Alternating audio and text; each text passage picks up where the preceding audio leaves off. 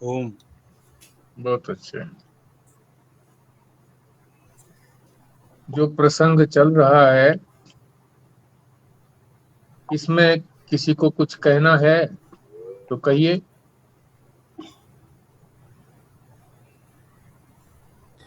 ये अंतःकरण मन बुद्धि में क्या डिफरेंस है जी, ये जरा समझाओ। ठीक, अंतःकरण। ठीक बात है। अंतःकरण शब्द से ही पता लगता है कि ये अंत का मतलब अंदर का, करण माने औजार, ये अंदर का औजार है अंतःकरण। और एक है बहिर्करण। बहिर्करण कौन से हैं? हमारे इंद्रियां, जो बाहर की तरफ देखती हैं, पांच ज्ञानेंद्रियां, आंख कान नाक जिह्वा और चर्म। और पांच कर्मेंद्रियां बाहरी काम करती हैं, ये भी हाथ पैर वाणी आदि। ये जो है अंतःकरण, ये अंदर का औजार है। इसमें चार है: मन, बुद्धि, चित्त और अहंकार। है तो एक ही ये, पर ये जो भिन्न भिन्न जो कार्य करते हैं, इसलिए इनका नाम अलग अलग हो गया। एक ही व्यक्ति जब कोर्ट में जाता है वकालत की ड्रेस पहन के, तो वकील कह देते हैं। घर में आ जाता है तो वो पिता भी हो जाता है, पति भी हो जाता है। इसी तरह से मन का काम है संकल्प विकल्प करना।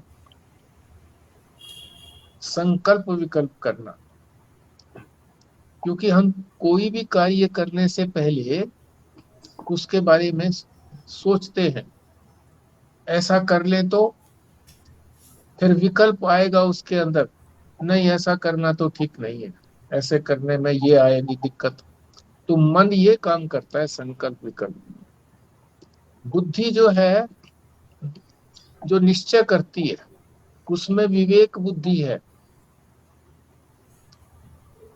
मन तो भोग की तरफ जाता है, बुद्धि जो है वो विवेकी होती है। विवेक होता है सब में कि ठीक गलत क्या है। तो शास्त्र के अनुसार जो ठीक है उसका वो निश्चय करती है। तो बुद्धि का काम है निश्चय करना। सही का भी निश्चय कर सकती है, गलत का भी निश्चय कर सकती है। मन बुद्धि।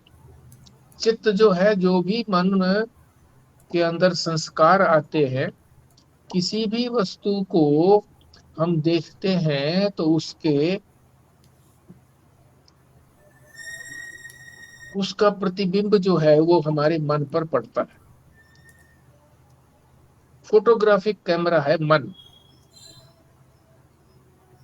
और वो तुरंत रील जो है ना फिर आगे बढ़ जाती है, स्टोर हो जाता है। वो फोटो लिया, स्टोर हो गया, आगे फिर दूसरा फोटो लेगा कैमरा। इसी तरह से मन भी किसी को भी देखता है, कोई भी काम करता है तो उसका फोटोग्राफिक फोटो हो जाती है हमारे मन के अंदर। और वो फिर जा करके चित्त में संग्रह हो जाती है। उसको, चित्त को संग्रहालय कहा जाता है। जरूरत पड़ेगी जब निकाल लेंगे वहां से। और अहंकार, मैं बुद्धि कर देना, जिसके साथ भी वो मैं बुद्धि कर देगा, वही उसका मैं हो गया। और वो सबसे निकट है। मन अंतःकरण के अंदर आत्मा से कुछ दूर है, बुद्धि उससे निकट है। चित्त, चित्त का कोई ऐसा महत्व नहीं है। चित्त तो केवल संस्कार ग्रहण करने के लिए है, वो कहीं भी हो मन के साथ उसको लगा लेते हैं कि मन के साथ ही वो रहता है। और बुद्धि जो है, बुद्धि जो निश्चय करती है, उसी निश्चय को ये अपना लेता है। अहंकार उसी को अपना लेता है। तो बुद्धि और मन को एक मान लेते हैं दार्शनिक, बुद्धि और मन को नहीं, बुद्धि और अहंकार को एक मान लेते हैं दार्शनिक, और मन और चित्त को एक मान लेते हैं दार्शनिक। ठीक है जी।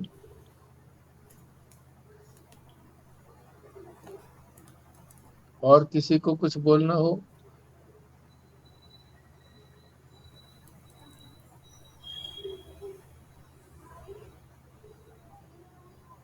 अंतःकरण के बारे में ही कोई बताए, और क्या है ये अंतःकरण, क्या है, क्या करता है?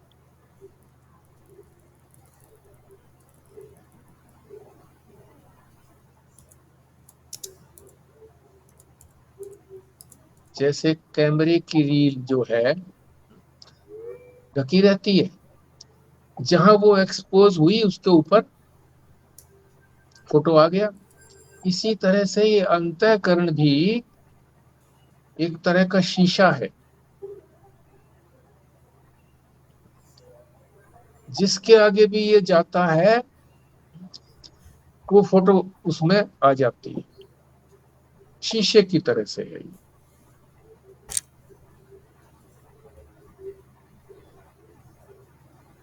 ये लिखा है जिसमें कि अहंकार स्थूल है, स्थूल स्थूलतर होता चला जाता है। हाँ इसका हाँ हाँ। हाँ। स्थूल का मतलब ये है कि स्थूल और सूक्ष्म दो है ना हमारे शरीर।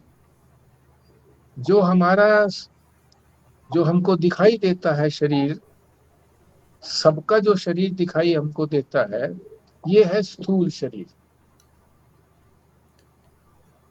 और जो दिखाई नहीं देता वो है सूक्ष्म शरीर।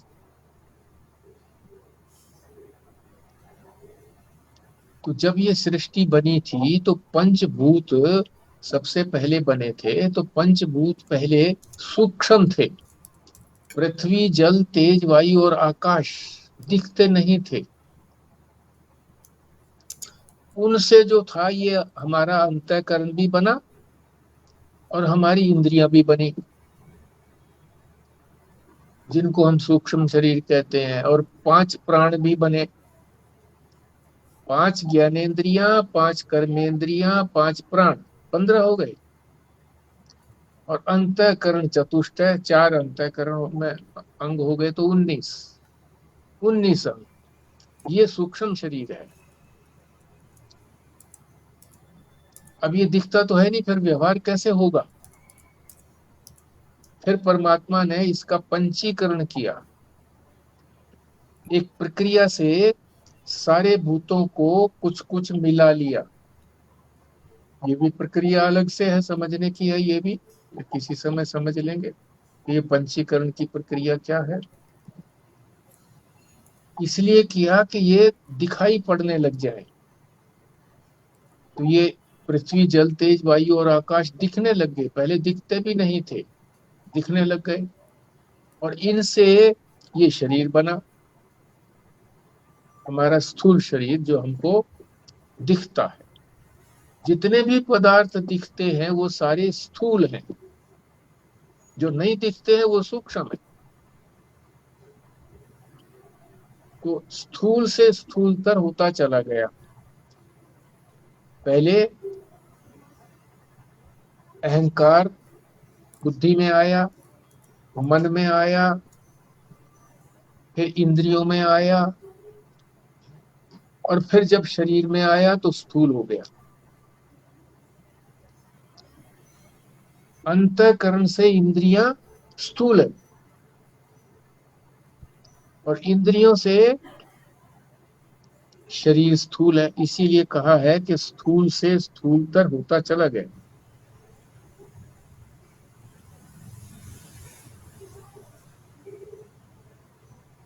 और जी किसी ने कुछ पूछना हो?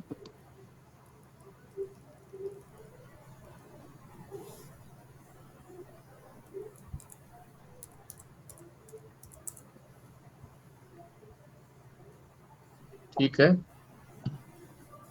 तो हम अपना जहां से छोड़ा था उसको शुरू करते हैं, और थोड़ा सा कुछ और भी समझ लेते हैं। शास्त्र ने एक तो श्रेय बताया है, एक प्रेय बताया है। श्रेय माने कल्याण। श्रेय का रास्ता है, एक प्रेय का रास्ता है। प्रेय माने जो प्यारा लगता है, जो अच्छा लगता है। और श्रेय का मतलब जो कल्याणकारी है। अच्छा तो नहीं लगता, पर वो कल्याणकारी है, वो अच्छा लगता है।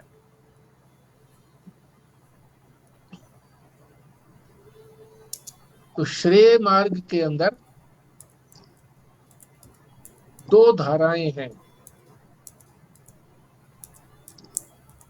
एक है धर्म का मार्ग, एक है ब्रह्म का मार्ग।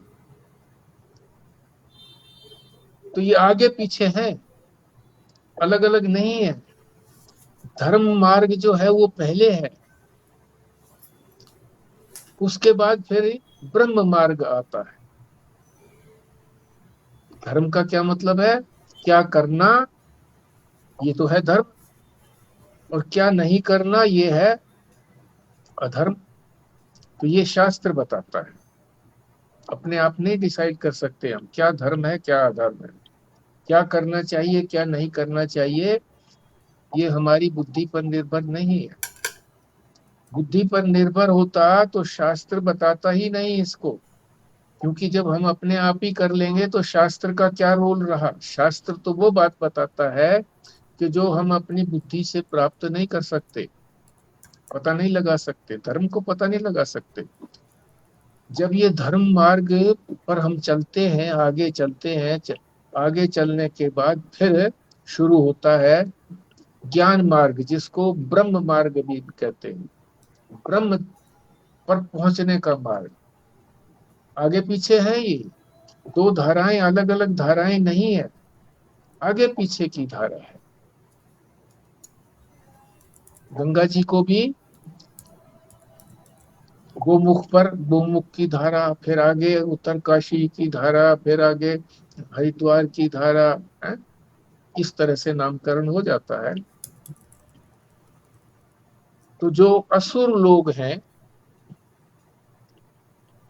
इन दोनों मार्गों से दूर रहते हैं। धर्म में ही प्रवेश नहीं करेंगे तो फिर आगे ज्ञान में या मोक्ष में या ब्रह्म में कैसे प्रवेश करेंगे? इनका अपना ही मार्ग है। क्या मार्ग है? संसार का मार्ग है। इसीलिए इनके अंदर ये दोष भी हैं।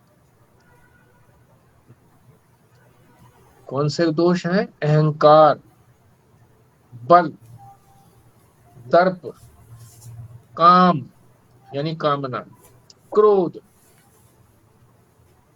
ये दोष है। इन्हीं का आश्रय लिए हुए संसार में चलते हैं, तो यही यही मिलेगा संसार में भी। तो ये जो बताए थे दोष, इसमें से अहंकार हमने कल कर लिया था। फिर भी एक बार हम इस अहंकार को फिर मोटे रूप से रिवाइज करते हैं कि अहंकार किसको कहते हैं। अहम अहम, मैं, जो ये मैं हमारी निकल रही है, ये अहंकार है। कैसे उत्पत्ति हुई इसकी? अंतःकरण के ऊपर, अंतःकरण में सबसे निकट हमारा अहंकार है, और उसके फिर बाद में बुद्धि है। तो बुद्धि रूपी गुहा के ऊपर परमात्मा का, भगवान का, चेतन का जो प्रतिबिंब पड़ा, इसके ऊपर जो अक्ष पड़ा, प्रकाश पड़ा, तो ये अंतःकरण जो है ये शीशा है। तो उसमें प्रतिबिंब बन गया। उस प्रतिबिंब को इसने, अहंकार ने अपना लिया, यही मैं हूं। इस तरह से इसकी उत्पत्ति हुई।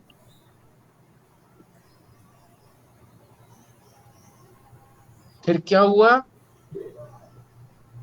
यही प्रकाश छन छन करके बुद्धि में आया, बुद्धि से मन में आया, मन से इंद्रियों में आया, इंद्रियों से शरीर में आया, अपने शरीर से फिर अपने संबंधियों के शरीरों में गया, फिर जड़ और बिल्कुल जड़ पदार्थ जो धन है उसमें गया, मकान में गया, फैक्ट्री में गया, किसी और जगह गया। इस तरह से छन छन करके ये प्रकाश गया। और ये अहंकार सबको मैं मानता चला गया उस प्रकाश के साथ ही। वही प्रतिबिंब छन छन करके सब जगह जाता रहा, उसको मैं मानता रहा। ये इस तरह से ये अहंकार बढ़ा है।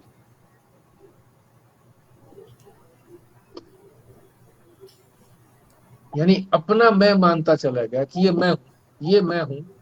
पहले बुद्धि को मैं माना, फिर मन को मैं माना, फिर इंद्रियों को मैं माना, फिर शरीर को मैं माना, फिर संबंधियों को मैं माना, फिर धन आदि को मैं माना। उनसे एकता हो गई। तादात्म्य में कहते हैं इसको, तादात्म्य में एक हो गए कि ये और मैं एक ही हैं, ये मेरे से अलग नहीं है, ऐसा हो गया। ऐसे हो जाने को अध्यास भी कहते हैं। अध्यास का मतलब है मैं मान लेना, गलत चीज को मैं मान लेना, उसको कहते हैं अध्यास। है तो चेतन, वो किसी का अपना नहीं है, किसी को अपनाता नहीं है, किसी के साथ चिपकता नहीं है। वो तो साक्षी है, केवल प्रकाश रूप है, साक्षी है, देखता रहता है और कुछ नहीं करता। चेतन जो है, उसको चाहे परमात्मा कहो, उसको भगवान कहो, चाहे उसको आत्मा कहो, देखता रहता है, प्रकाश रूप है। जैसे राजा के दरबार में नर्तकी नच रही है, दीपक जल रहा है, सभासद भी बैठे हुए हैं सारे। तो वो क्या कर रहा है? दीपक कुछ नहीं कर रहा, बस प्रकाशित कर रहा है, प्रकाश रूप। सारे जो है प्रकाशित हो रहे हैं, उसके सामने सभी प्रकाशित हो रहे हैं। वो कुछ नहीं कर रहा, प्रकाशित भी नहीं कर रहा। वो तो अपना चमक है बस, उसकी प्रकाश रूप है। उस प्रकाश से सारे प्रकाशित हो रहे हैं। जब नर्तकी का नृत्य खत्म हुआ तो राजा चल पड़ा।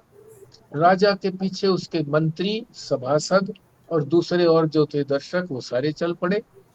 वो इसी तरह से फिर प्रकाशित, प्रकाश रूप है। कोई होता है तो प्रकाश, नहीं होता है तो प्रकाश, वो कुछ नहीं करता। ऐसा ही साक्षी है, कुछ नहीं करता, किसी के साथ चिपकता नहीं है।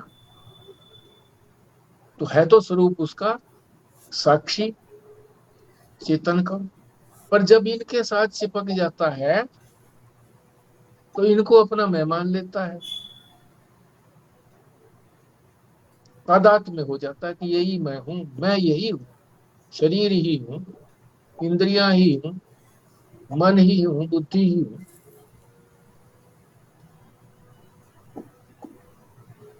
और अंतःकरण के अंदर जो गुण है, उन गुणों को भी अपना मान लेता है कि ये भी मैं ही हूं, ये गुण मेरे में है। गुण नहीं है कोई, काल्पनिक हमने मान लिए हैं अपने मन के अंदर, अंतःकरण में। तो वो भी मैं ही हूँ, काल्पनिकों को भी मैं ही मान लेता हूँ।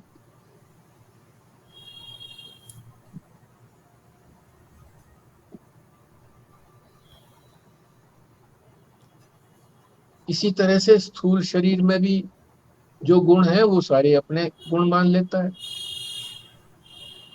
ये व्यवहार के लिए तो मानने ही पड़ेंगे जी, कि बगैर इसके मानने हो जाएगा जीवन यापन, व्यवहार हो जाएगा इनके बाद। हाँ ठीक है, व्यवहार के लिए ही होगा ना जी। सिर्फ व्यवहार किया और फिर अलग हो गए। व्यवहार के लिए मान लिया तो ठीक है। ज्ञानी भी तो व्यवहार के लिए उतरता है, और वो उतरता है उसके साथ। जब व्यवहार हो भी रहा है तो वो ये नहीं समझता कि मैं व्यवहार कर रहा हूं, ऐसा नहीं समझता, क्योंकि व्यवहार से अलग है। अभी हम चिपके हुए हैं उस व्यवहार से कि मैं कर रहा हूँ व्यवहार। कुछ भी व्यवहार हो रहा हो, अगर हम मैं ना बोले उसके साथ, मैं ना समझे, तो फिर बात समाप्त हो गई। काम कर रहा हूं तो मैं समझता हूँ कि मैं कर रहा हूँ, मैं करता हूँ। भोग रहा हूँ कोई चीज, रसगुल्ले खा रहा हूँ, तो मैं समझता हूँ को मेरे को आनंद आ रहा है। वो तो कुछ नहीं कर रहा उसको। दीपक को नर्तकी बहुत अच्छा नृत्य कर रही है तो दीपक को थोड़ा ही आनंद आता है, राजा को आता है, सभासदों को आता है। कर्म वो भी कुछ नहीं कर रहा दीपक। कर्म कौन कर रही है? वो नर्तकी कर रही है। जो भी दोष जहां पर हैं, जिनको अपना मान लिया, तो उनके सारे दोष उसके अपने हो गए। कल वो चुंबक का भी दृष्टांत बताया था कि तो उसके निकट कोई भी आ गया तो उससे चिपक गया। कील चिपक गई, फिर छोटी कील चिपक गई, फिर ऑलपिन चिपक गई। जब उसको हटा लिया तो सारे गिर पड़े। इसी तरह से चिपक जाते हैं। तो अहंकार ही मूल है, यही अज्ञान है।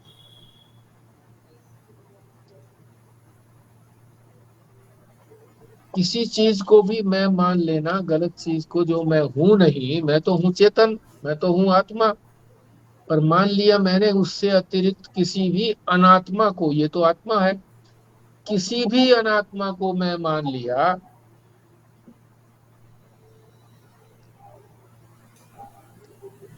तो उसके गुण सारे, या दुर्गुण या सगुण, जो भी कुछ है, अपने हो गए।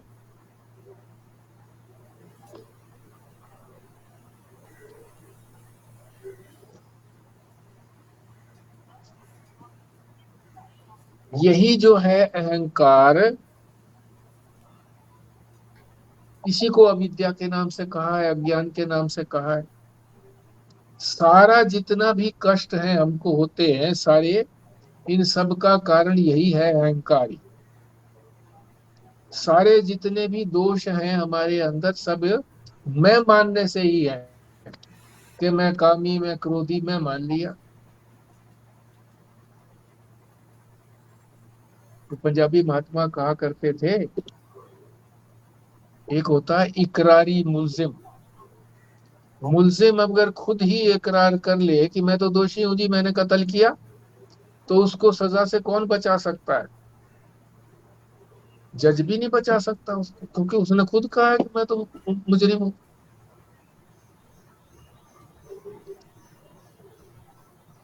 चाहे उसने भ्रम से कहा है। गोली लगी किसी की, उसको लगा कि बंदूक को तो मैं भी लेके खड़ा हुआ था, मैंने भी बंदूक चलाई थी, और वो गोली किसी और बंदूक से भी चली थी, उसकी बंदूक से वो मरा था। पर मैं समझ रहा हूं कि मेरी गोली से मरा, तो मैं तो यही कह रहा हूँ कि भाई हाँ, मैंने ही मारा, तो कोई नहीं बचा सकता। इसी तरह से मैं हूं तो चेतन, और जब मैं उनके साथ एकता कर लेता हूं, तो मुझे सारे दोष मेरे हो जाते हैं। जितने भी कष्ट आते हैं वो फिर इसीलिए आते हैं, मैं मानने से ही कष्ट आते हैं।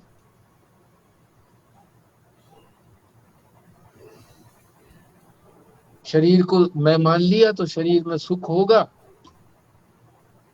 मैं सुखी। सुख मिला शरीर को, मेरे को थोड़ी मिला, तो मैं सुखी। शरीर को दुख हुआ, मैं दुखी हो गया। कोई पाप कर्म किया है, तो पाप कर्म किसने किया? शरीर ने किया, हाथों ने किया, मैं पापी।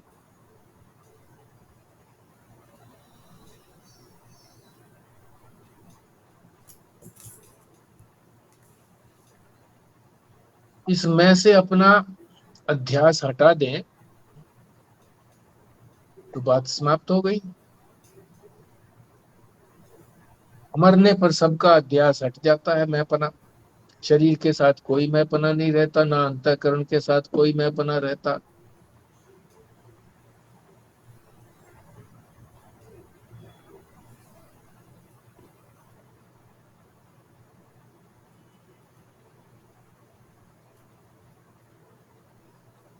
जो कुछ भी हम पाप करते हैं इसी शरीर के लिए करते हैं, चाहे स्थूल शरीर के लिए करें चाहे सूक्ष्म शरीर के लिए करें, पाप इसीलिए करते हैं।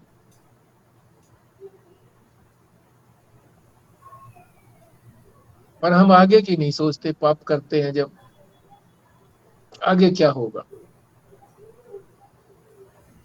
जो धर्म के मार्ग में चलता है वो आगे की सोचता है कि ये काम करने से, वो भविष्य की सोचता है, इससे क्या होगा, मेरा मन सुधरेगा या नहीं सुधरेगा, भविष्य में जाकर के मेरे कल्याण का कारण बनेगा या नहीं बनेगा, वही सोचता है। तो इसी तरह का एक उदाहरण गांधी जी के बारे में दिया गया है कि गांधी जी एक बार बहुत बीमार हो गए, बचने की कोई उम्मीद नहीं रही, प्रोटीन की बहुत कमी हो गई। तो डॉक्टरों ने कहा कि आप अंडा खा लीजिए।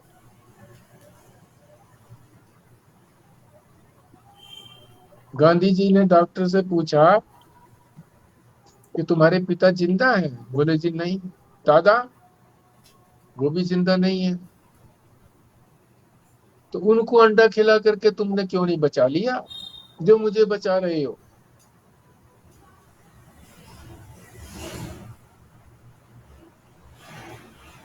उन्होंने, डॉक्टरों ने यही कहा था कि आप बच जाओगे तो देश बच जाएगा।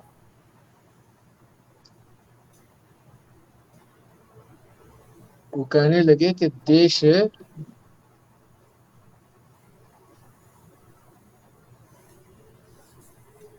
अंडे खाने से अगर देश बचता हो है तो सभी खा लेते।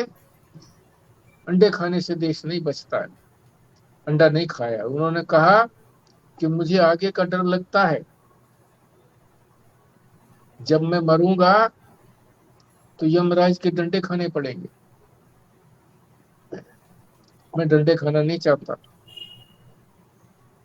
ना यमराज के डंडे खाना चाहता, ना मैं अंडा खाना चाहता। बचो तो ठीक, ना बचो तो ठीक। तो बच ही गए थे, गांधी बच गए थे।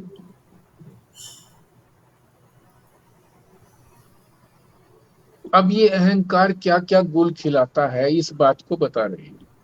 पहला जो शब्द था अहंकार, वो हमने कर लिया है, कुछ काफी सारा कल किया था, आज भी कुछ किया है। अहंकार क्या क्या गुल खिलाता है, ये जो आगे शब्द दिए हुए हैं सारे के सारे, अहंकार से ही बल आता है, दर्प होता है, कामना होती है, क्रोध होता है। अब एक एक को समझते हैं कैसे होता है।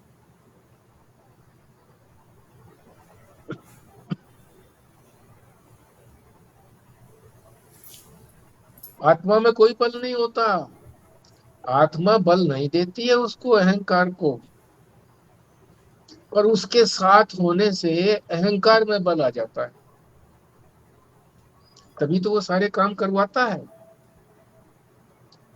मैं हथौड़े चलाता हूँ, मैं मशीनरी चलाता हूँ, मैं बुद्धि से ये काम करता हूँ, उसके सामने होने से बल आ जाता है। अब बल का प्रयोग जो है असुर लोग, वो दूसरे को दबाने में प्रयोग करते हैं कि दूसरा मेरे से दबा रहे, तभी तो मेरे अहंकार की पूर्ति होगी, तभी तो मैं बड़ा गिना जाऊंगा। और जो सज्जन पुरुष होता है वो उसका सदुपयोग करता है बल का।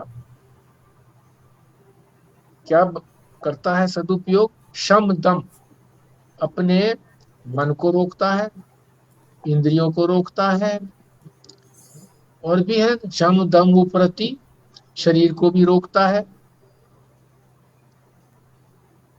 शम दम उपरति तितिक्षा, सहन करता है। श्रद्धा, उस बल का प्रयोग श्रद्धा में लगाता है, शास्त्र के प्रति श्रद्धा, गुरु के प्रति श्रद्धा, भगवान के प्रति श्रद्धा। और समाधान, फिर वो उन्हीं में एकाग्र हो जाता है, तो इधर लगाता है। और असुर जो है वो दूसरों को दबाने में लगाता है। वेद कहता है नायम आत्मा बलहीनेन लभ्ये, आत्मा किसी बलहीन को नहीं प्राप्त होती, ये वेद ने कहा है।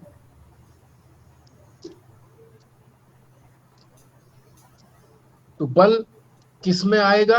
अहंकार में बल आएगा। तो उधर किधर लगाना है उसको? आत्मा की प्राप्ति में लगाना है। अगर उस सारे बल को जो उधर ना लगाया जाए, संसार में ना लगाया जाए, परमात्मा के ज्ञान में, अपने स्वरूप के ज्ञान में लगाया जाए, तो पर आत्मा की प्राप्ति हो जाती है। नहीं लगाएंगे तो संसार की प्राप्ति होती है। आसुरी बल जो है ये अहंकार से आता है, अहंकार मूलक है, दूसरों को दबाने के लिए है। नीतिकार कहते हैं विद्या विवादाय, यानी विद्या जो है वो विवाद के लिए, एक दूसरे से वाद विवाद करना, एक दूसरे की वो विचार को काटना। धन मदाए, धन आ जाए तो मद आ जाता है, घमंड आ जाता है। शक्ति परेशान परिपीडनाय खलस्य, खलस्य माने दुष्ट पुरुष। दुष्ट पुरुष जो है, शक्ति अगर उसमें आ जाती है तो दूसरे को पीड़ा देता है। ये जो तीनों बातें कही हैं ये दुष्ट पुरुष के लिए कही है, असुर के लिए कही है कि असुर में जब बल आ जाता है तो फिर इसका प्रयोग कहाँ करता है? बुद्धि में आ गया तो दूसरे को बुद्धि से परास्त करने में लगेगा, विवाद करेगा। धन आ जाए तो गरीबों को नहीं देगा, ब्राह्मणों को नहीं देगा। नशा होता है जबरदस्त धन का, ये दूसरों को दबाने में प्रयोग करेगा। अरे कत्ल कर दो उसका, है? वो हमारे, हम उससे खेत मांग रहे हैं, पड़ोस का देता नहीं है। जो और हकदार हैं उसके, वो मान रहे हैं, वो नहीं मान रहा है, एक हकदार उसका कत्ल कर दो।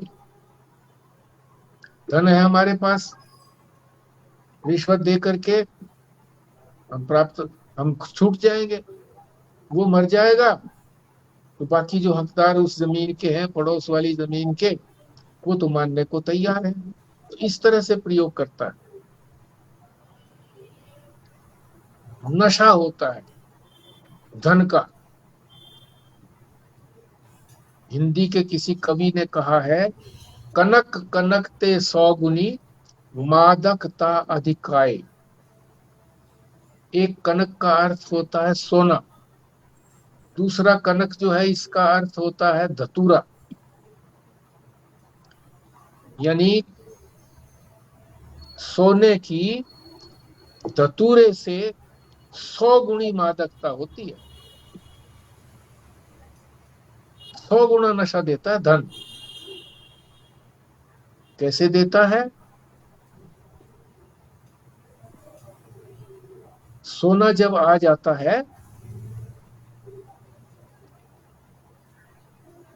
धतूरे को तो खाने से नशा आता है, और सोना आ जाए, हाथ में आ जाए तो ही नशा आ जाता है।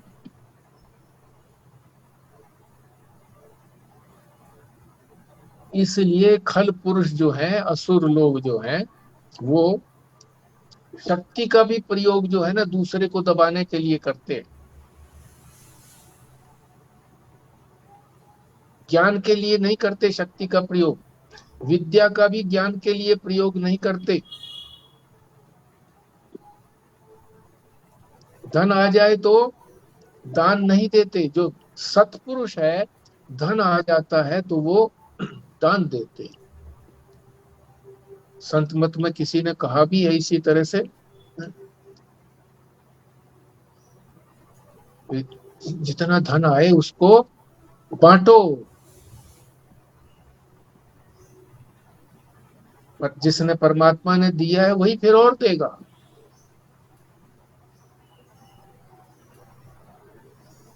पहले तो बल का बताया कि इससे क्या अनर्थ करता है ये अहंकार, कि बल जो है वो दूसरे को दबाने के लिए करता है, उसकी सहायता के लिए नहीं करता किसी की। दूसरा क्या है, बल जो है वो किस किस तरह का बल है, विद्या का बल, धन का बल है, शक्ति का बल। दूसरी है फिर दर्प, इससे क्या आता है, दर्प। दर्प माने घमंड। अब उस बल को कहाँ प्रयोग करता है ये, दूसरे को दुख देने के लिए। दर्प का क्या अर्थ है, जिसके आने पर मनुष्य धर्म को छोड़ देता है, अधर्म का पर आचरण करता है, धर्म को छोड़ देता है। घमंड आ गया, धर्म क्या करना है, मैं ही हूं सब कुछ, शास्त्र क्या करेगा, भगवान क्या करेगा, मैंने ही सब कुछ किया है, ये सब कुछ।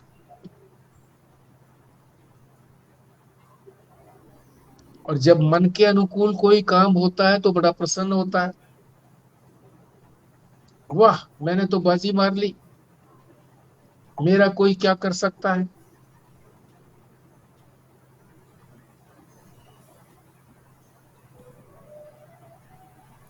तो धर्म का अतिक्रमण करता है, धर्म पर नहीं चलता फिर। और अगर कामना पूरी नहीं हुई तो फिर क्या होता है, क्रोध आता है।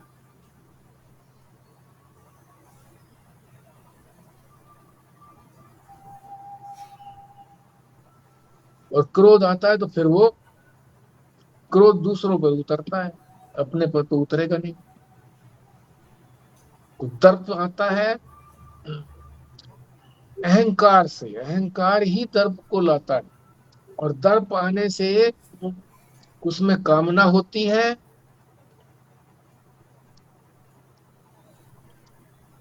तो अपने आप को सब कुछ समझने लगता है। और अगर कामना पूरी नहीं होती तो क्रोध आता है, वो क्रोध दूसरों पर ही, दूसरों को ही प्रताड़ित करने के लिए, दूसरों को ही हानि पहुंचाने के लिए प्रयोग करता है। तो मूल कारण क्या हुआ इन सारे ही उपद्रवों का, अहंकार। अहंकार के कारण ही उसमें बल आता है, और बल से ही फिर दर्प होता है, और दर्प से ही कामना आती है, और कामना पूरी ना हो तो फिर क्रोध आता है।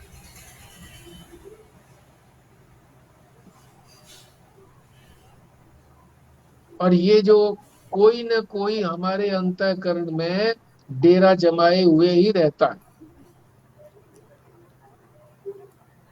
कभी कामना होगी हमारे अंतःकरण में, मन में, कभी क्रोध होगा, कभी घमंड आएगा, कभी अपने आप को शक्तिशाली समझेंगे। इसीलिए कहा है श्लोक के अंदर, संश्रिता, आश्रय लेना। ये सारे के सारे एक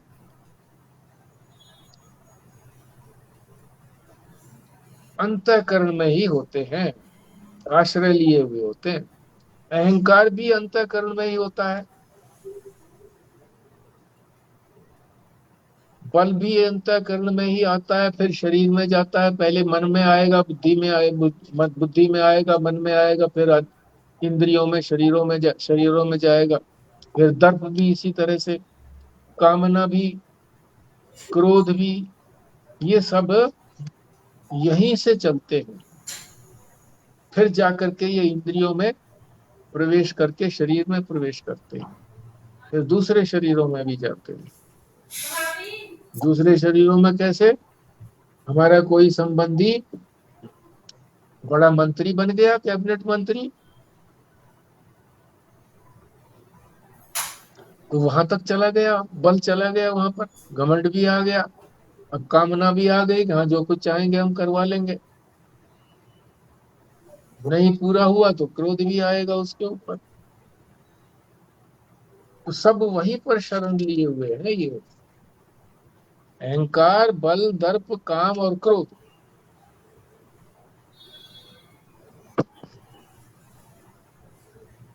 तो ये क्या क्या उपद्रव करता है ये बता दिया।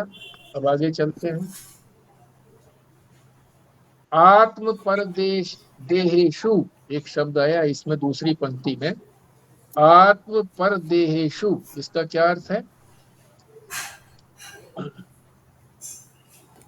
आत्मा का मतलब ये है अपना, अपनी। हम अपने आप को मानते हैं ना कि हम आत्मा है, हमारे अंदर आत्मा है, तो हम अपनी देह में,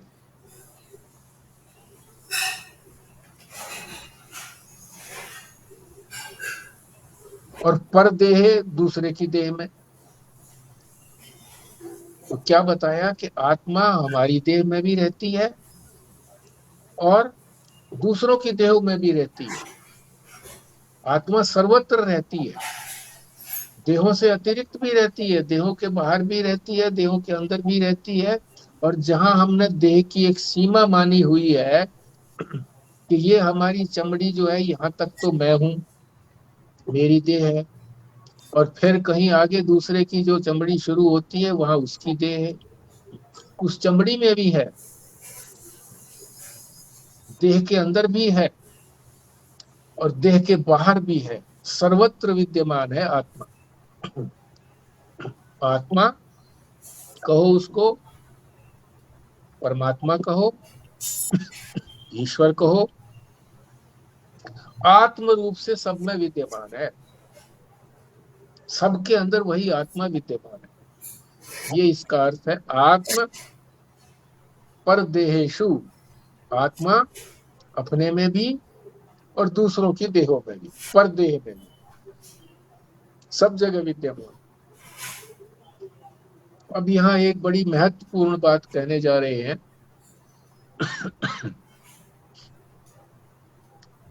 परमेश्वर को परम क्यों कहा गया? परम, परम का मतलब हो जो सबसे ऊंचा हो, सबसे परे हो। ईश्वर को क्या कहा गया है? जो शासन करने वाला है, सारे संसार का शासन करता है। क्यों? कि उसी ने सारा संसार बनाया भी, पालन भी कर रहा है, अपने में लीन भी कर रहा है, ऐसा कोई और है नहीं ईश्वर जैसा। तो वही सबसे बड़ा शासक है। शासन करने वाले तो संसार में बहुत हैं, राजा को भी शासक कहते हैं, पुलिस भी शासन करती है, मिलिट्री भी शासन करती है, जब मिलिट्री का काम होता है तो उसके अनुसार चलता है। मंत्री भी शासन करते हैं, और जो आईएएस अफसर हैं, सेक्रेटरीज वगैरह, ये भी शासन करते हैं। शासन तो सभी करते हैं, पर परमात्मा के शासन से परे, परमात्मा का शासन सबसे सुदृढ़ शासन है। वो कैसे है? पर कैसे है कि ये अंदर से भी शासन करता है, बाहर से भी शासन करता है। और जो है वो केवल बाहर से शासन करते हैं, अंदर से शासन नहीं करते। अंदर से शासन का क्या मतलब है? कोई किसी ने आदेश दिया, हमारे मन ने उसको नहीं माना, मगर भय के कारण, लालच के कारण अगर हम उसका पालन करते हैं, तो शासन तो हो गया उसका, मगर वो बाहर से शासन हुआ। अगर वही हमारे मन में भा जाए कि हाँ ये शासन ये ठीक है, तो हमारा अंदर से शासन हो गया। जितने भी ये बाहर से शासन करने वाले हैं राजा वगैरह सारे, ये दूसरों का सहयोग लेते हैं,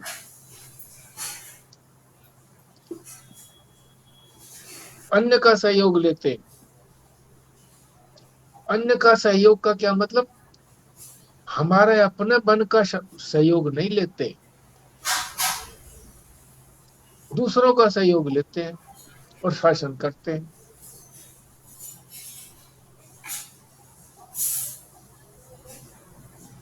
वो हमें परतंत्र करना चाहते हैं, और हम जो है ना तो स्वतंत्र है। बात उनकी माने ना माने, ऐसे हो सकता है मान लें, लालच से मान लें, और परमात्मा का जो शासन है, इसके लिए एक शब्द दिया है शास्त्र ने, अप्रतिहत। अप्रतिहत, इसको अच्छी तरह से समझना पड़ेगा। शब्द तो से केवल यही दिया है, आत्म पर देहेशु। आत्मा जो है वो अपने में भी है, शरीर में, और दूसरे के देह में भी है, इतना ही बताया है। पर इसका रहस्यार्थ इस शब्द से पता लगेगा, अप्रतिहत। बाकी सबका शासन अप्रतिहत नहीं है, प्रतिहत शासन है, प्रतिहत, अप्रतिहत नहीं है। और जो परमात्मा का शासन है, ये अप्रतिहत है, दूसरे किसी की सहायता नहीं है। तो कैसे होता है ये? व्यक्ति स्वयं करता है, स्वयं करता है। कैसे करता है?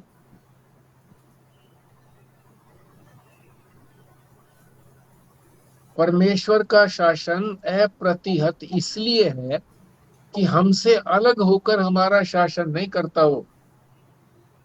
कैसे करता है? हमारे अंतःकरण के जो संस्कार हैं, उन्हीं को उभारता है वो। जो भी हमारे संस्कार हैं, जैसे भी हमने कर्म किए हैं, जैसे भी हमने विचार रखे हैं पूर्व जन्म में या इस जन्म में, उन संस्कारों के माध्यम, उन्हीं संस्कारों को वो परमात्मा उभारता है। वो हमारे अंतःकरण में जमा होते हैं संस्कार, चित्त में होते हैं, उनको वो उभारता है ईश्वर। और हमारे संस्कार, हमको ये लगते हैं कि तो हमारे ही संस्कार हैं, हमारे मन के अंदर संस्कार आ गए, वही उभार दिए उन्होंने, तो मन के अंदर आ गए, तो हमें लगता है कि मैं ही कर रहा हूं ये, किसी की नहीं मान रहा, मैं अपनी कर रहा हूं, बाहर से किसी की नहीं मान रहा, मेरे अपने ही है, मेरा ही मन कह रहा है ऐसा करने के लिए।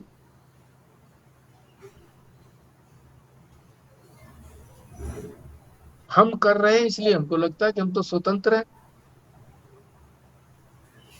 असल में क्या है? हम मन के, अर्थात मन के संस्कारों के अधीन काम करते हैं।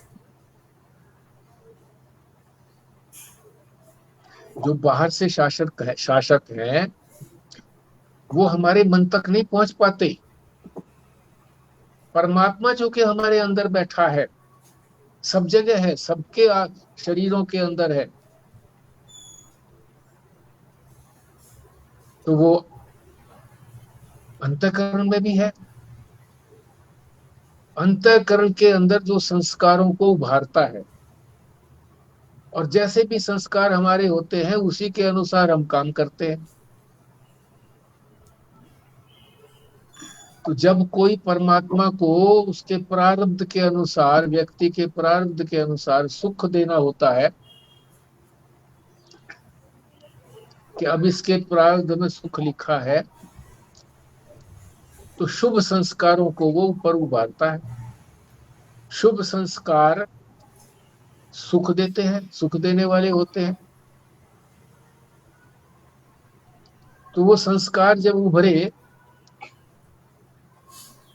और उसी के अनुसार वो काम करेगा तो समझेगा कि ये मैं ही कर रहा हूँ, मेरे ही करने से ये सुख मुझे मिला है।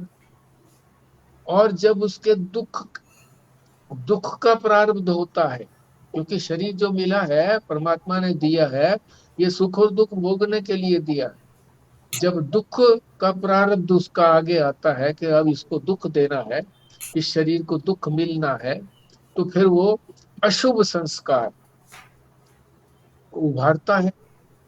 अशुभ संस्कार उभरते हैं तो उसी के अनुसार फिर वो काम करता है। काम करता है तो उसको दुख मिलता है। तो वो ये समझता है कि मैंने ही किया था ये, इसीलिए मुझे दुख दिया मिला, किसी और ने मुझे दुख नहीं दिया। मेरे अपने ही मन ने, मेरे अपने ही काम ने मुझे दुख दिया। मैंने ये काम किया तो मुझे दुख हुआ।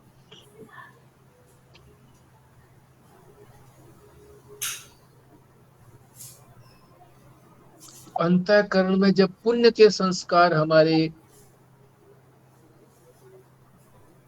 दोनों तरह के संस्कार हमारे अंदर हैं अंतःकरण में, चित्त में, मन बुद्धि चित्त अहंकार है ना, चित्त में है। जब प्रारब्ध में ये हुआ कि अब सुख मिलना है तो पुण्य के संस्कार उभर गए हमारे मन के अंदर, बुद्धि के अंदर। और जब दुख मिलना है तो दुख के संस्कार यानी पाप के संस्कार उभर गए, फिर पाप करने लगे हम। तो ये नहीं लगता कि किसी और ने हमको पाप करा रहा है, कोई, मैं खुद ही कर रहा हूँ पाप, मैंने ही खुद किया पाप, इसीलिए मैं भोग रहा हूँ।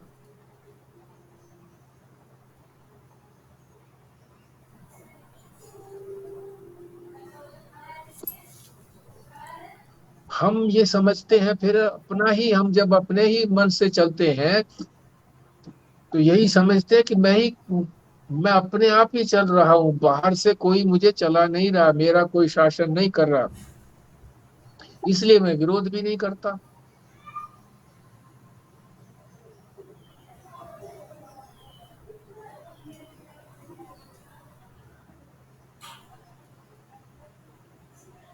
शास्त्र ने दे ही रखा है, हमको बता ही रखा है कि शास्त्र, ईश्वर जो है वो क्या चाहता है।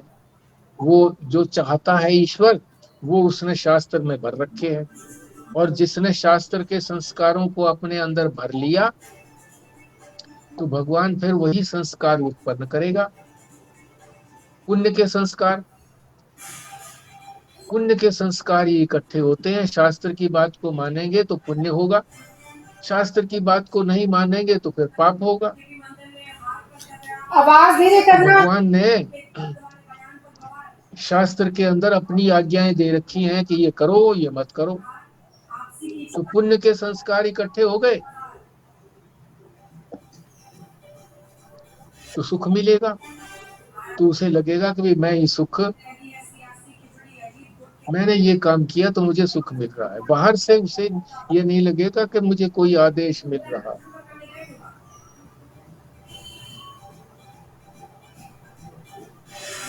और बुद्धि जो है उनको निश्चय कर लेती है। शास्त्र जो कहता है उसी बात को वो बुद्धि निश्चय कर लेती है। बुद्धि निश्चय कर लेती है तो मन भी फिर बुद्धि के अनुसार चलता है।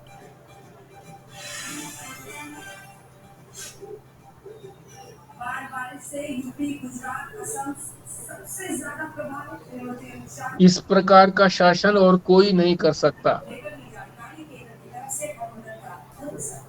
बाहर से कोई नहीं कर सकता, क्योंकि परमात्मा ही तो हमारे शरीर में है और वही दूसरों के शरीरों में भी है। अतः ये लगता है कि दूसरे भी जो कुछ कर रहे हैं वो उसी परमात्मा के उठाए हुए मन या बुद्धि के अनुसार, संस्कारों के अनुसार कर रहे हैं। जब आगे बढ़ता है, जब ये सोचता है कि मैं अपने संस्कारों के मुताबिक काम कर रहा हूँ तो मुझे दुख मिल रहा है, दूसरा कोई कर रहा है चाहे वो मेरे प्रति ही कुछ कर रहा हो और दुख मुझे मिल रहा हो, तो वो ये सोचता है कि ये उसके अपने संस्कारों के मुताबिक कर रहा है। उसका कोई दोष नहीं है। ये तो मेरे ही पाप कर्मों का दोष है, जो वो मुझे लगता है कि वो दुख दे रहा है। वो दुख नहीं दे रहा, वो अपने संस्कारों के अनुसार काम कर रहा है। दुख मुझे हो रहा है, तो मैं उसके ऊपर दोषारोपण नहीं करता।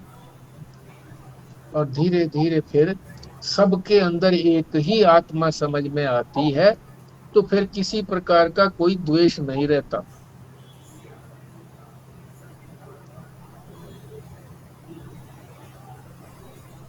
और वो साक्षी रूप से रहने लगता है।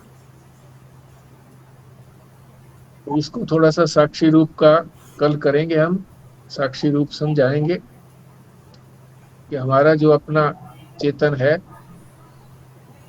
वो साक्षी है। बाकी ये शासन अंदर से करता है, इसीलिए इसको कर्म कहा है, और इसी के लिए शब्द दिया है अप्रतिहत, कि स्वयं समझने लगता है साधक कि ये मैं खुद ही कर रहा हूं, अपनी ही मान रहा हूं, दूसरे की नहीं मान रहा। तो यहीं तक आज विश्राम लेते हैं, फिर कल करेंगे। आप शेयर कीजिए।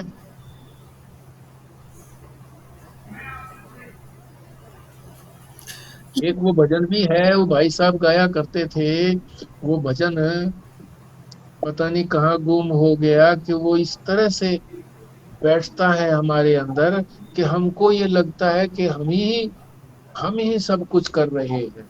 इस तरह भजन में है, बड़ा अच्छा भजन है।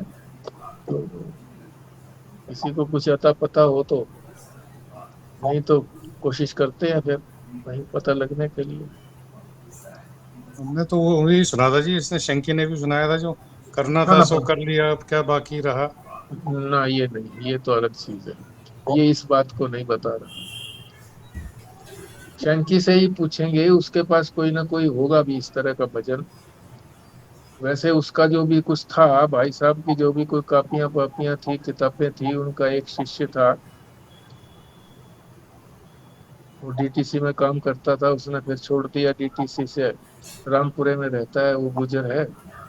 तो वो मरने के बाद वही लेकर के चला गया बहुत सारा साहित्य उनका। इन लोगों को ज्ञान नहीं था, हम लोगों ने ऐसा साहस नहीं किया। तो नहीं तो मैंने कहा, वो भाभी हमारी ये समझेगी, देखो मरते ही उसका खजाना लेके जा रहे हो। हाँ जी, इसलिए हम बचे रहे, वो लेके चला गया।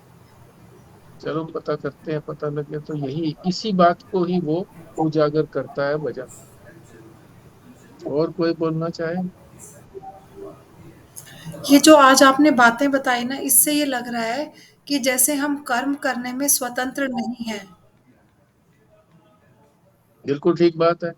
हम संस्कारों के अधीन होकर के कर्म करते हैं। संस्कारों को संग्रह करना हमारा प्रयत्न है। अगर इस ढंग से देखें तो हम सब कुछ कर सकते हैं, हमारे अधीन है जो भी कुछ करना। और अगर उस ढंग से देखें कि भाई जो संस्कार है हम कुछ नहीं कर सकते, उसी के अनुसार हो रहा है, तो हम जो कुछ हमारा मन कह रहा है उसके मुताबिक हम चलते हैं। पर जब हम संस्कार संग्रहित करते हैं, शास्त्र के संस्कार संग्रहित करते हैं, जो हमें जो पुण्य के संस्कार शास्त्र बताता है, पाप के संस्कार, पाप कर्मों को छोड़ने के लिए बोलता है, तो पाप कर्म नहीं इकट्ठे होंगे, पुण्य कर्म इकट्ठे होंगे। पुण्य कर्म इकट्ठे होंगे तो शास्त्र के प्रति भी हमारी और श्रद्धा बढ़ेगी। और शास्त्र कहता ही है कि पुण्य के संस्कार बढ़ाओ, शास्त्र के संस्कार बढ़ाओ, तो उसी के अनुसार तुमको सुख मिलेगा। तो फिर यही लगेगा कि भाई सुख और दुख का निर्माता मैं ही हूं, मैं ही करता हूं। अभी तो नहीं लगेगा। इसका मतलब ये हुआ जी कि जैसे पूर्व जन्म के संस्कारों के हिसाब से कर्म करने की प्रेरणा होती है और परमात्मा उसमें सहायक होता है, मगर अब जो अभी जो जिस तरह से सत्संग सुना है, उसमें शास्त्र विहित और शास्त्र निहित कर्मों के करने के हिसाब से अपने को वो उस तरह के काम कर सकते हैं कि भाई नहीं ये ठीक नहीं है, इसको नहीं करना है। प्रेरणा हो गई, परमात्मा ने उस तरह का भी वो भी बना दिया, पूरा ग्राउंड भी बन गया कि उस तरह से प्रेरित कर दिया, मगर उसको रोक सकते हैं। और अगर ठीक है, पुण्य वाले संस्कार हैं तो उसको आगे बढ़ा सकते हैं, पाप वाले ठीक है। संस्कार हो तो अगर अभी के सत्संग से रोक सकते हैं कि नहीं नहीं ये ठीक नहीं है अभी। हाँ, क्योंकि कर्म करना तो हमारे हाथ में है, कर्म की स्वतंत्रता दे रखी है परमात्मा ने। जो चाहो करो, शास्त्र के अनुकूल ये वो करो, कह रहे हैं शास्त्र कि के जो पूर्व प्रतिकूल। जन्मों के संस्कार थे, कर्म भी उसी तरह से करने की प्रेरणा तो होती है एक बार तो, हाँ, हाँ, और वो परमात्मा भी सहायक होता है, बट उसको रोक सकते हैं, वही पुरुषार्थ है। बिल्कुल। अगर जैसे जैसी प्रेरणा हुई और वैसी कर्म कर दिया अगर, तो अपने पुरुषार्थ नहीं किया हमने, ये तो प्रारब्ध के हम्म। हिसाब से जो होना था चल रहा है, चलता रहा जीवन। ठीक, पुरुषार्थ वही काम आएगा जहां पर हमने उसके विपरीत काम किया। बिल्कुल ठीक कहा, बिल्कुल ठीक बोला। शास्त्र के अनुसार काम किया, विपरीत बिना हुई बोल करके। शास्त्र जैसा कहता है करने के लिए वैसा करें, जैसी प्रेरणा हुई है वैसा ना करें। हम कोई गलत काम करते हैं तो गलानी होती है जी बाद में, तो ये भी एक हमारे संस्कारों से ही होती है ना गलानी भी। बिल्कुल, बिल्कुल, संस्कार क्योंकि ही, संस्कार ज्यादा थे गलत काम करने के, हो गई। मगर फिर जब संस्कार हमारे अच्छे संस्कार आते हैं तो वो कहते हैं काम गलत किया। अगर इस तरह से भी होने लग जाता है तो धीरे धीरे फिर वो छूट ही जाते हैं। इसी तरीके से सत्य, अहिंसा, आस्तेज आदि ये जो 5 यम है, सत्य बोलने की बात है कि सत्य बोले, हम झूठ ना बोले। बहुत ही कोई बन आई है, कोई ऐसी जान पर बन आई है, या बहुत भारी कोई नुकसान होने लगा है, चलो उसको छोड़ दिया। मगर हम जो छोटी छोटी बातों में भी अगर झूठ बोलते हैं, इसको भी अगर हम छोड़ दें, या इसको कर लिया, मान लीजिए हमने बोल लिया झूठ, छोटी सी बात थी, इससे हमारा कोई बिगड़ना नहीं था, किसी का कोई सुधरना नहीं था, मगर बाद में हमको ये गिलानी होती है, अरे ऐसा क्यों किया, तो छूट जाएगा ये भी छूट जाएंगे धीरे धीरे।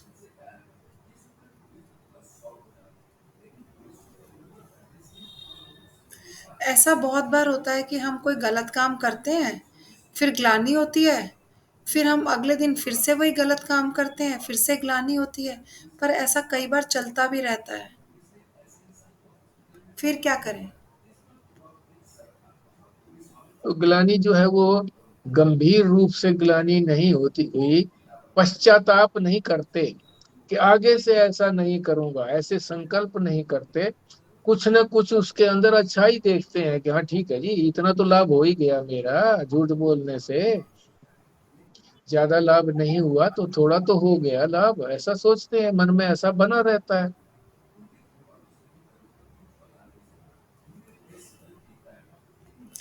जैसे कई लोगों को देखा गया, अगर वो एडिक्ट हो जाते हैं, चाहे वो बीड़ी सिगरेट वगैरह किसी के, और वो छोड़ने का भी प्रयास करते हैं, और उस करने के बाद भी उनको अच्छा नहीं लगता, ग्लानि होती है, पर फिर वो दोबारा कर लेते हैं।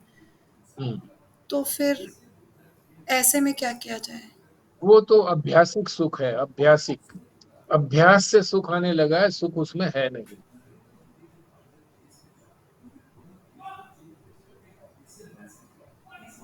अनेक तरह के सुख हम लेते हैं, अभ्यासिक सुख है, इसी तरह से विषयिक सुख है, विषयों से हमको सुख मिलता है। अविद्यक सुख भी कहते हैं, अविद्या से, अज्ञान से हम किसी चीज को समझते हैं कि ये मुझे सुख देगी, अज्ञान से समझते हैं सुख देगी नहीं। तो ये अज्ञान, अविद्यक सुख भी है और अभ्यासिक सुख भी है। किसी को कोई लत लग गई तो बार बार शास्त्र के श्रवण से वो जो अंदर बैठा हुआ है कि भाई इस चीज से हमको सुख मिलेगा, शास्त्र जब कह देता है कि भाई ये तो दुख की घाटी है, सुख नहीं मिलना है, बार बार सुनने से वो बात हमारे मन में बैठ जाती है। बार बार एडवर्टाइजमेंट देता है व्यापारी, तो हमारे मन में वो बात बैठ जाती है। तो बार बार शास्त्र का श्रवण करो, बार बार स्वाध्याय करो, तो छूट जाएगी। ऐसा संग करो, है? भाई आज से ठीक है मैंने छोड़ दिया, पर फिर ना लग जाए ये कोई गलत आदत, तो जहां मैं बैठता हूँ वहां का छोड़ दूं, मैं वहां ना बैठूं उनके पास, तो उससे बड़ी सहायता मिलेगी। दूसरी जगह बैठने लग जाए सज्जन पुरुषों के साथ, धीरे धीरे छूट जाएगी।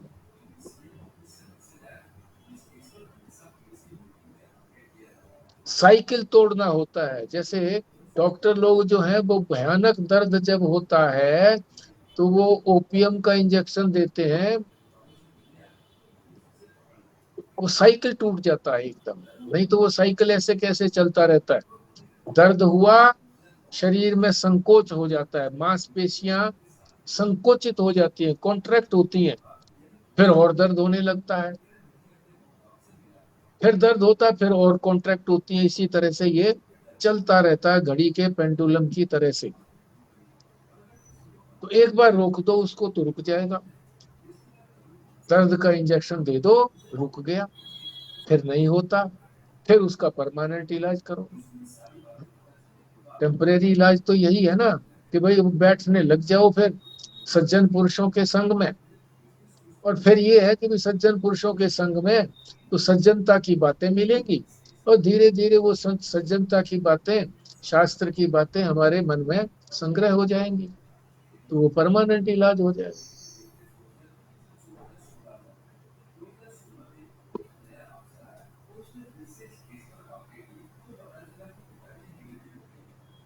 ठीक है जी।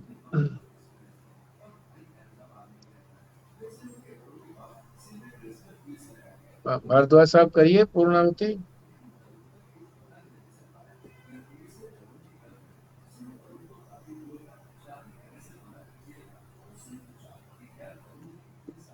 हाँ, मैं करती हूँ। अच्छा, हाँ करिए। ॐ पूर्णमदः पूर्णमिदं पूर्णात् पूर्णमुदच्यते पूर्णस्य पूर्णमादाय पूर्णमेवावशिष्यते।